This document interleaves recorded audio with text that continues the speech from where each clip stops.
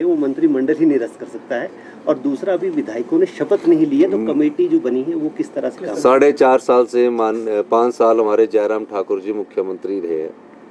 मुख्यमंत्री जी ने अगर ऑर्डर किया वो मंत्रिमंडल की बैठक में आएंगे, ये उन्हें जानकारी मुझसे ज़्यादा होगी। और आप लोगों को भी मैं बता देना चाहता हूँ, अगर मुख्यमंत्री फैसला लेता है उसको जो मोहर मंत्रिमंडल में लगती है। विधायकों ने सिर्फ अनुमोदन किया, मेरे सामने लाया है। सर, सेशन कब तक हो जाएगा और मंत्रिमंडल विस्तार कब तक करेंगे?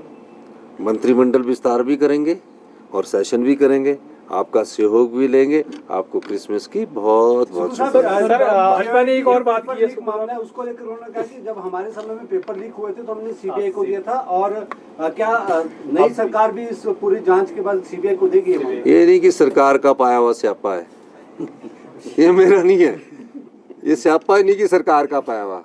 कैसे? मैंने मुख्यमंत्री बनने के बाद कुछ पुलिस अधिकारियों को बुलाया और कहा जब भी पेपर हो उस समय ये पेपर लीक गिरोह एक्टिव होगा। मैं ये आपको जानकारी देना चाहता हूँ। 25 तारीख को जो जूनियर ऑफिस असिस्टेंट का पेपर था और वो ट्रैप में आ गए, और जो उनका टाउट था वो कह रहा है कि मैं भी इसी प्रकार नौकरी लगा हूं। मैंने नहीं कहा, उसने कहा। तो बीजेपी की जो जयराम ठाकुर की सरकार पिछले 4 साल 5 साल से थी, उसमें यह धंधा चल रहा था।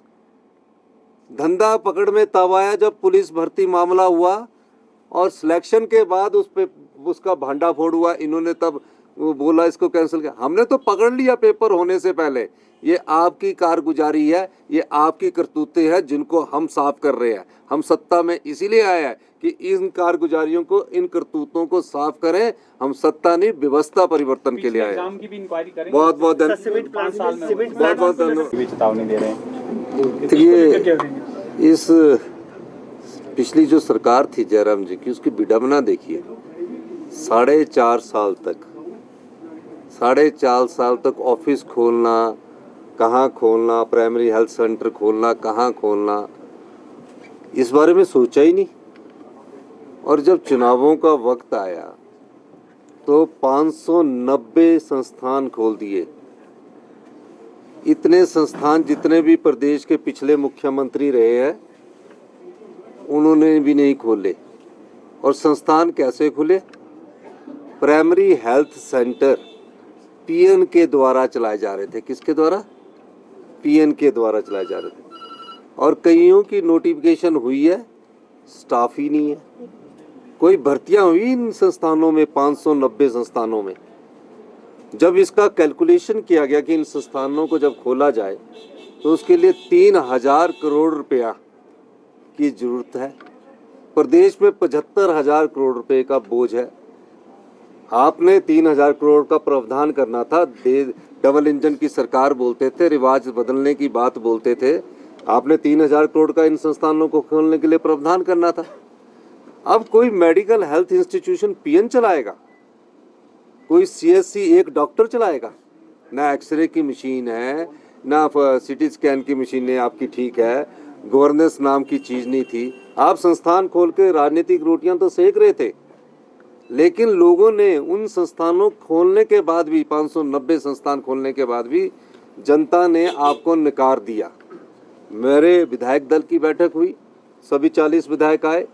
5 विधायकों की कमेटी बनी। हर्षवर्धन चौहान जी, संजय रतन जी, मोहनलाल ब्राक्टा जी, भवानी पठानिया जी और एक और विधायक थे। 5 की विधायक सबने स्टडी किया, रिपोर्ट्स मंगाएगी कितने प्राइमरी हेल्थ सेंटर में। तो 30 और 25-30 हेल्थ सेंटर में कोई पीएन भी नहीं है। बाकी में कुछ जगह पीएन तो रखे इन्होंने। अब ठाकुर जयराम जी को अपने विधानसभा क्षेत्र में संस्थान खोलने थे, अच्छी बात थी। गैर कानूनी है, हम कोर्ट का रास्ता अपनाएंगे। आपको बिल्कुल अपनाना चाहिए। हम तो चाहते जल्दी कोर्ट जाए ताकि कोर्ट में हम बता सके ये नोटिफिकेशन है, कौन सा कर्मचारी की नियुक्ति कब हुई, कब सिलेक्शन हुई। एक भी इंटरव्यू तो इनसे होते नहीं है। अगर इन संस्थानों को खोलने के लिए आप तो सब पत्रकार बंधु है। जितने रिजल्ट एसएसबी में फंसे हुए हैं, कोई रिजल्ट इनका पिछले 5 साल में नहीं आया। कोई इन्होंने नियुक्तियां नहीं की, तो संस्थान खोलने के लिए स्टाफ कहाँ था ये मुझे बताना चाहिए उन्हें। और आप करिए, हाई कोर्ट में जाइए, हाई कोर्ट में हम जनता की अदालत, हम तो खुद जनता की अदालत में जाना चाह रहे हैं, बताना चाह रहे हैं कि कितना बड़ा धोखा आपने हिमाचल की जनता के साथ किया, अपने विधानसभा क्षेत्र के लोगों के साथ किया। संस्थान खोल दिए, कर्मचारी है ही नहीं, पैसा है ही नहीं, बजट में आपत्तियां हुई है। एक बड़ी बात उन्होंने कही है कि क्या चल रहा है सर जो ये बंद? देखिए, मैंने एक चीज़, अब सीमेंट प्लांट और ट्रक ऑपरेटर्स यूनियन के बीच में मामला है। आज ही सेक्रेटरी इंडस्ट्रीज की पिछली कमेटी मिली, मैं उनसे फीडबैक लूँगा। लेकिन मैं एक बात कह देना चाहता हूँ कि हिमाचल में जो भी सीमेंट प्लांट है, हिमाचल के लोगों को, मेरी विभाग से बात हुई है, आने वाले समय में सीमेंट सस्ता मिलेगा। ये मामला उससे जुड़ा हुआ नहीं है, ये मामला ट्रक ऑपरेटर्स और कंपनी के बीच है। वो आपसी सहमति बना रहे हैं, सरकार उस पर लॉ कानून व्यवस्था पर पूरा ध्यान रखे हुए है और आपसी सहमति बनेगी, आपको बता दी जाएगी। बहुत बहुत धन्यवाद। Thank you.